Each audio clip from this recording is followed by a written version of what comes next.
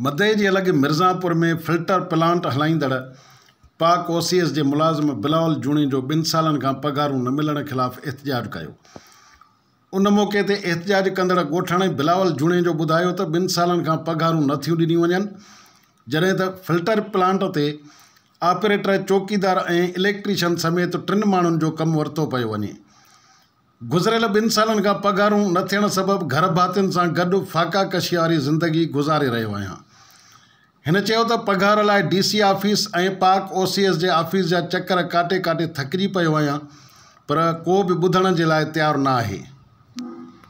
Public health office त उहे चवनि था तव्हां पाक OCS जा मुलाज़िम हो ऐं पाण विज़िट करण हिते अचनि था ऐं ख़ुदा रा असां वॾनि जेके ऑफिसर आहिनि उन्हनि खे अर्ज़ु था रखूं त असांजे बचनि ते रहम कयो, जेके फाका कशी हिन महिल ज़िंदगी गुज़ारे रहिया आहिनि, कुझु उन्हनि ते रहम कयो ऐं असां सां 52 ऑपरेटर गॾु आहिनि, कुझु उन्हनि जे बचनि ते बि रहम कयो त जीअं असांखां 3 कम था वठनि।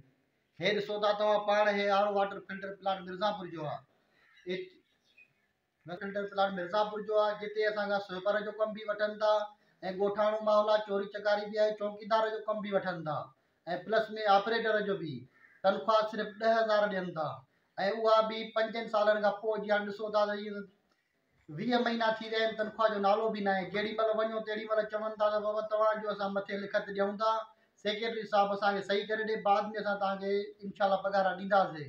असांखे ख़ाली दिलासो ॾेई मोटाए था छॾनि ऐं कोई बि असांजो हिन महिल ताईं रद्द अमल नथो निकिरे।